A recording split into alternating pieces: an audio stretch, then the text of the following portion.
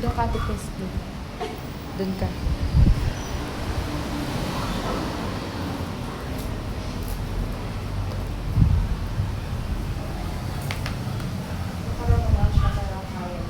Ayan sa araw na ito, hindi na ang biyaya ito ang ating Diyos at pagpapahalaga sa lahat ng pinagkakatiwala ng Diyos para lutulit sa mga darating pagkakataon. Walang mga tayo ay lalayo dito sa kanyang hindi lamang ang kanyang piling ang ating pagkakataon, hindi ang ating mga sasabihin mo yung babangagin sa ating kapuyan sa ating mga mga kapahayagan na aral tayo litin ng kapuyan sa bawat sasakyan dahil napakahalaga ng maya litin ng bagay ng ito ng pakailangan ng Isaya ay pagkaiwanan sa kanyang piling.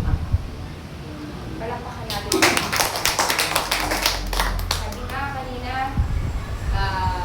hindi lang daw ito ang ating maranasan. Kaya nga, siguro ang ating Panginoon, patuloy na tayong ipinapanalangin kay Amang Yahweh. Amen. Para daw tayo ay kanyang pinatawag. At narinig naman natin kanina, yung napakagandang pangako ni Amang Yahweh sa ating lahat. Amen. Diba?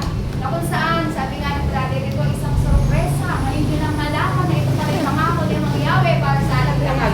Kaya ang ating Panginoon, ginugol niya yung kanyang oras at panahon para tayo ay kanyang kalingain, tayo ay kanyang hanguin sa pagkakasala. Doon niya pinubos yung kanyang oras, yung kanyang lakas para daw tayong lahat na matuto at sa kanyang mga aral, tayo daw ay lumapit sa ating Amang Yahweh o tayo ay kanyang ilalapit. Sabi nga, meron ako nabasa, ito lang ako sa cellphone ko. Sabi nga daw, ang loyal daw po na tao, madalas itong nakararanas ng mga, parang ng mga maraming sacrifice. Kasi kapag ikaw ay loyal, hindi ka mag-iisip hindi ka mag-iisip ng para sa ikaangat ng iyong sarili. Wala ka nang iniisip na gano'n. Kasi nga, ang gusto mo, maging loyal ka bilang tagasunod din ng Kristo. Amen. Katulad ng ating Panginoon, di ba? Wala na siyang inisip, parang kinalimutan niya na yung kanyang magiging Diyos. Makasunod lang siya sa ating Panginoon. Amen. Kasi ibinigay siya sa atin ni Amang Yahweh, di ba? Pinagkaloob siya sa atin ni Amang Yahweh sapagkat ang nais ng Diyos, ang nais ni Amang Yahweh sa pamamagitan ng kanyang bugtong na anak, na kung saan kapag tayo ay sumampalataya sa Kanya, tayo ay makakatanggap ng kaligtasan. Amen. At sa pamamagitan niya, ang ating Panginoong Jesucristo ang siyang magiging daan para tayo'y makalapit kay Amang Yahweh. Amen. Ako rin naman ay pangako ng Diyos ay matupad sa atin. Kung saan, sa ating panahon, sa ating panahon, ipinagamit sa atin yung kanyang pangalan. Amen. Diba, sabi nga itong pangalan daw nito ay napakatagal na itinago noong panahon na yun. Pero, praise the Lord, sa ating community, inireveal yung pangalang Yahweh. Na kung saan ito yung pangalan ginagamit natin na dinudugtungan ng Amang Yahweh. Na kung saan yung Ama, pag sinabing Ama kasi parang lahat ng ating pangangailangan ay nasa kanyang mga kamay. Amen. Yon, good provider. At yun naman, nakasulat din naman sa bandang dulo sa Revelation, darating ang panahon, itatatak niya ang kanyang pangalan sa ating mga loob. At marami nang nagpatotoo na kung saan ang pangalan ni Amang Yahweh, yung ating mga visionary, nakikita nila yung pangalan ng Diyos na nakatatak sa ating mga loob. Amen. Na kung saan, kung babalikan natin yung kung paano tinawag si Moises doon sa naglalagablab na the burning news, diba? Tinawag siya doon ng Diyos, Moses, Moses. Para kaya siya tinawag ng Diyos, merong ipapagawa ang Diyos sa kanya. Merong ipapagawa ang Yahweh sa kanya. Na kung saan, sabi doon ni Moises,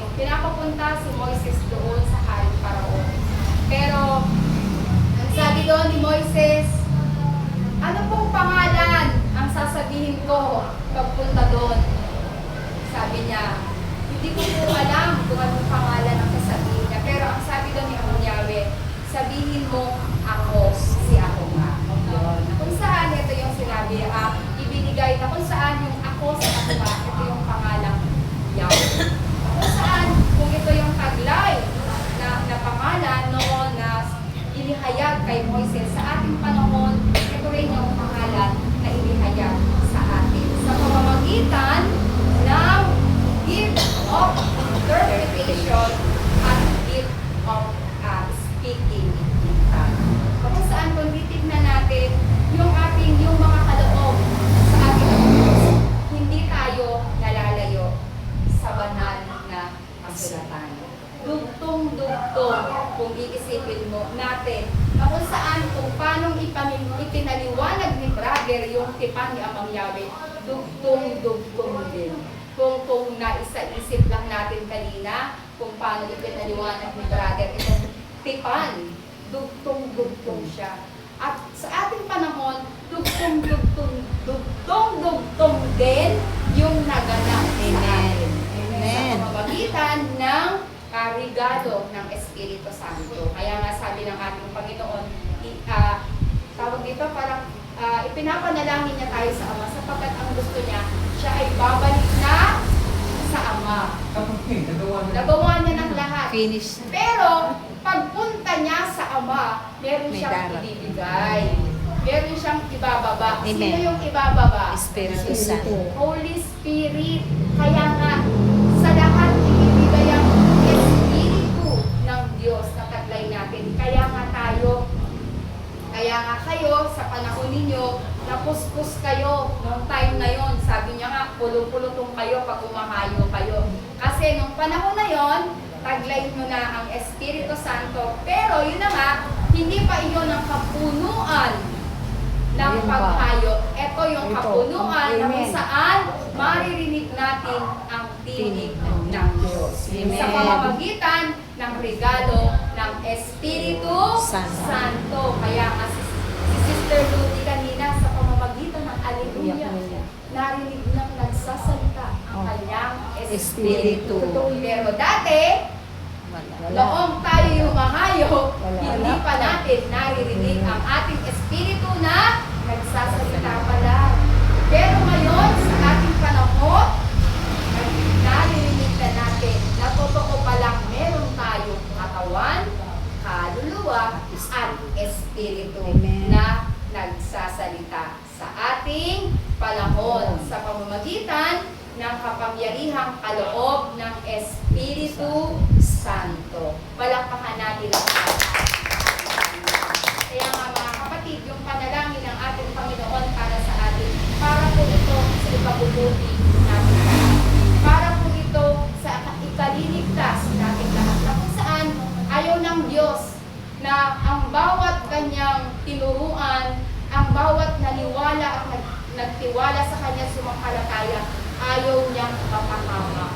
Kaya patuloy siyang nananalangin sa Ama na tayo ay kanyang ingatan. At iyon naman ang ginagawa sa atin ni Amang Yahweh sa ating panahon. Amen. Diba? Katulad ni Ate Ruby, wala nga siyang sakit.